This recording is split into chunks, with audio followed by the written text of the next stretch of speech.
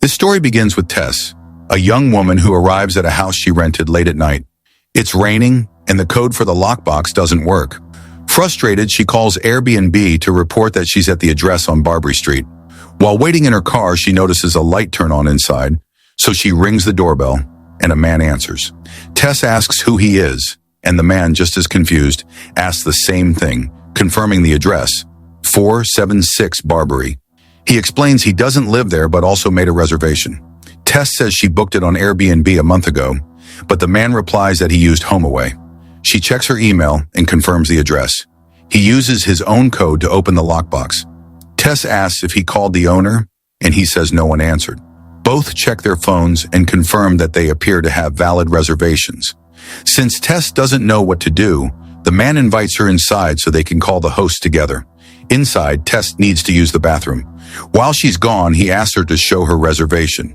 Nervous, she returns and shows him the confirmation on her phone. They compare the owner's phone number and realize it's the same. Tess decides she'll find another place. He feels bad, but she tells him it's not his fault. He asks what she plans to do, and she says she'll make some calls from her car. He warns her that it's not safe, mentioning that the neighborhood isn't good. He offers to let her stay there and gives her the Wi-Fi password. He introduces himself as Keith, and she as Tess. He offers her some tea or a bottle of wine as a welcome gesture, but Tess refuses. Tess tries calling hotels, but they're all full.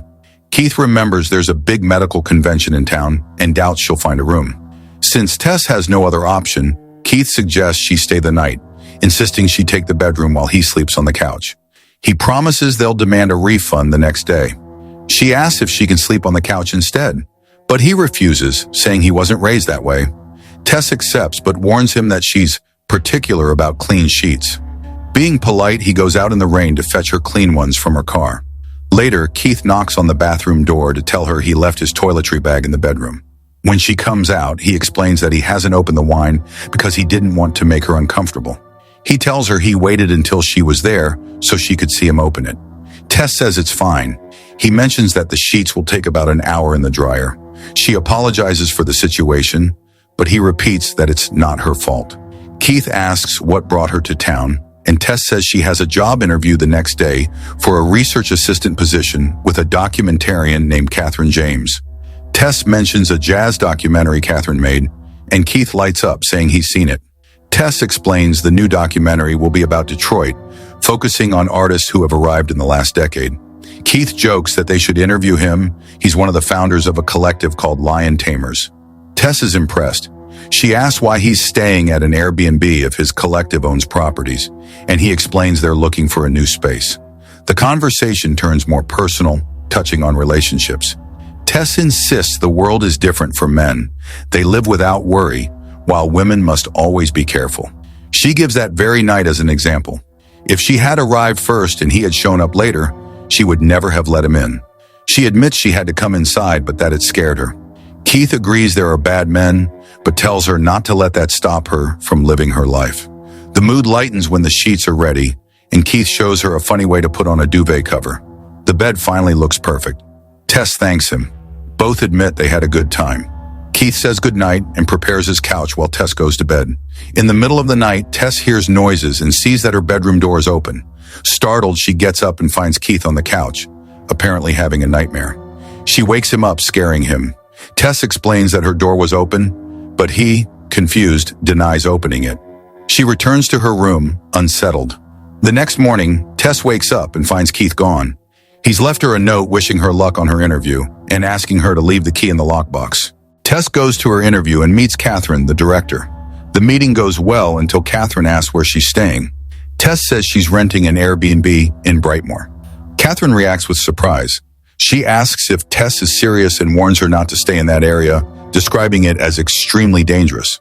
Tess admits the neighborhood looks rough but downplays it, saying the house is nice and everything else was booked because of the convention. She also mentions she has a roomie, referring to Keith. Concerned, Catherine urges her to be very careful. Tess assures her she will. They say goodbye, and Catherine tells her she'll call tomorrow. When Tess returns to the Barbary house, she notices how desolate and creepy the neighborhood looks in broad daylight. As she gets out of her car, a homeless man suddenly runs toward her, yelling desperately for her to get out of the house. Terrified, Tess rushes inside and locks the door behind her. She immediately calls the police, explaining that a man chased her, but the dispatcher calmly tells her there are no available units and advises her to stay calm. Shaken, Tess decides she needs to leave. While packing, she realizes she's out of toilet paper. She looks around the house and spots a pack in the basement. She goes down quickly, but when she tries to go back up, the basement door closes by itself, trapping her inside. Her phone is upstairs, and even though she has the key in her pocket, she can't open the door from the inside. Looking for another way out, Tess explores the basement. Behind some boxes, she finds a rope attached to the wall. When she pulls it, a secret door opens, revealing a dark corridor. She uses a mirror to reflect light and peek into the tunnel. Gathering courage, she walks down the passage and finds another door. When she opens it, she discovers a disturbing room. Just an old bed, a bucket, and a video camera pointed at the bed. On the wall, there's a bloody handprint. Completely horrified, Tess runs back to the basement door. Just then, she hears someone entering the house. It's Keith. Tess screams for help, and Keith spots her through the small basement window. She hands him the keys through the window, and he manages to open the door, freeing her. Tess, trembling, tells him they have to leave immediately. She explains that she got trapped and found a hidden room, a dungeon with a bed, a camera, and a bloody handprint. Keith doesn't fully believe her. He tries to calm her down, saying it's probably just an old basement filled with junk. Frustrated, Tess insists she's leaving. Keith stops her, apologizes, but says he can't just run away or call the police without checking first. He asks her to wait upstairs in case the door closes again. Reluctantly, Tess agrees.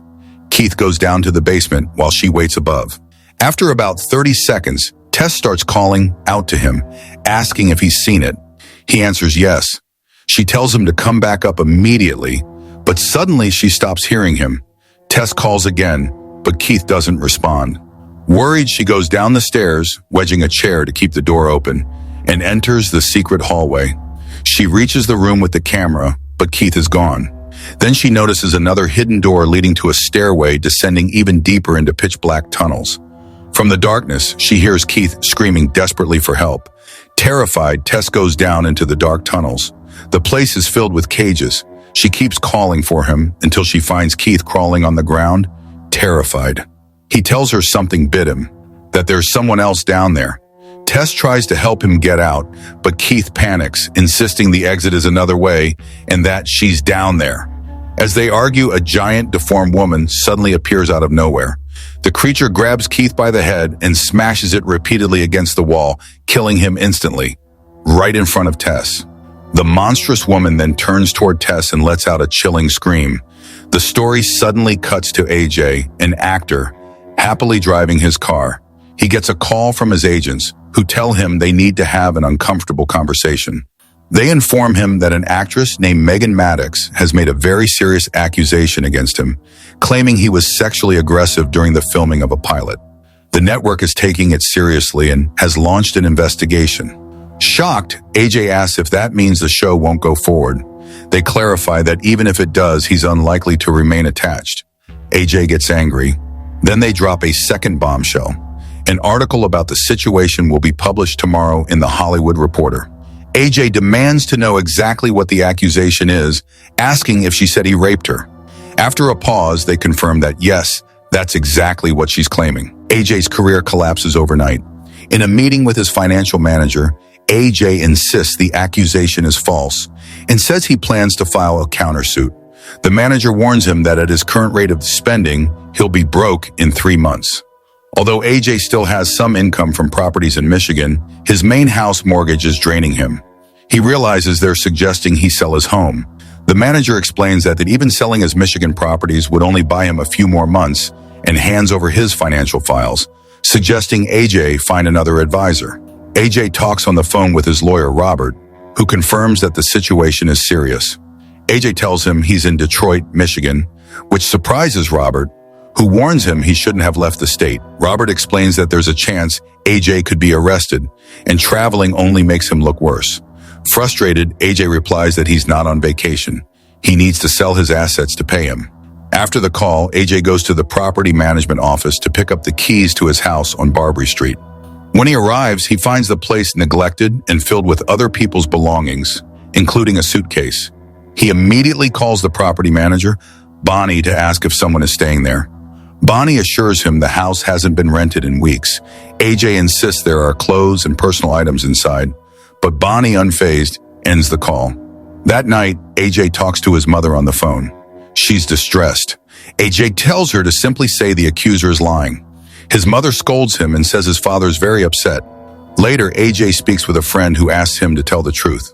AJ admits that he and Megan did have sex, but it took effort to convince her. His friend asks if she said no, and AJ confesses that at first she did, but he kept trying until she gave in. Feeling the pressure, AJ decides to call Megan and leaves her a long voicemail. In the message, he apologizes if he did anything that upset her, suggesting that people can interpret situations differently. He begs her to call him back. After hanging up, he hears noises coming from the basement. AJ yells, asking if anyone's there. He warns that he has a gun and will come down in 30 seconds unless they show themselves. No one answers, so AJ goes down to the basement. His fear quickly turns into curiosity when he notices the space and looks up on his phone whether basements add value to a property. After reading that they can, he gets excited, grabs a tape measure, and starts measuring the area. He finds the secret hallway Tess discovered and ventures into the tunnels, thrilled by how large the place is. His exploration leads him to a room with an old TV playing a vintage breastfeeding tutorial. While measuring, the tape measure is suddenly yanked into the darkness. Terrified, AJ drops it and runs. He hears guttural noises and hides, but the giant creature spots him and starts chasing him. AJ runs through the tunnels until he falls into a deep pit, and a metal grate closes above him.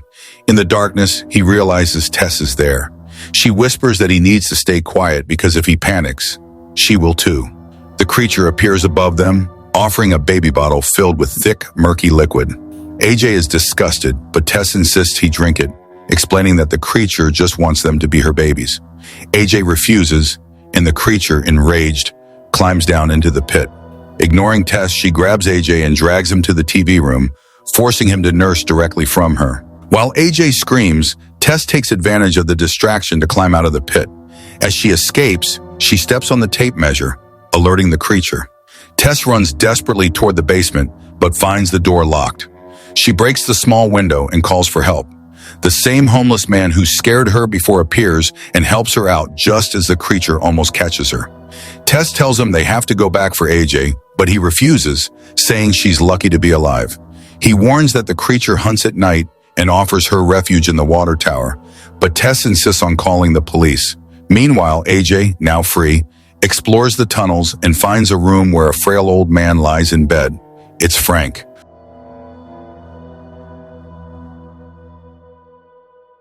Unable to speak, Frank gestures for something. AJ doesn't understand and moves a small table closer to him. At the same time, Tess reaches a gas station and calls the police. 2 officers accompany her back to the house. But when they see her dirty and disheveled, they doubt her story. They ask for ID, but she explains she doesn't have it because she's been held captive. The cops treat her like she's high, and when they receive a call about a shooting, they leave, ignoring her pleas. Back in the basement, AJ watches as Frank pulls a gun from the drawer beside him and shoots himself in the head. Tess, realizing the police have abandoned her, breaks a window to get back inside the house. She gets into her car, waits for the creature to appear, and rams it into the wall at full speed. Believing it's dead, Tess goes down to the basement to rescue AJ. AJ, who has taken Frank's gun, sees Tess's flashlight in the darkness and, thinking it's the creature, shoots her, hitting her in the abdomen. Realizing his terrible mistake, AJ helps Tess out. Outside, they notice the creature's body is gone. They flee to the water tower where the homeless man shelters them. There he reveals the truth. Frank kidnapped women and, through generations of incest, created the creature. He assures them they'll be safe there. Immediately after, the creature bursts through the wall, grabs the man, tears off his arm, and beats him to death with it. AJ and Tess run up the tower as the creature chases them. AJ drops the gun. At the top, AJ tells Tess there's no way out and that he'll use her as a distraction. He pushes her off the edge. The creature, seeing her baby fall, jumps after her. AJ climbs down and finds Tess alive. The creature broke her fall. AJ tries to lie, saying she slipped, but the creature rises, gouges out his eyes, and smashes his head to pieces. The creature then tries to carry Tess away, but Tess, wounded, grabs the gun from the ground. The creature looks at her, and Tess shoots her in the head, ending the nightmare once and for all.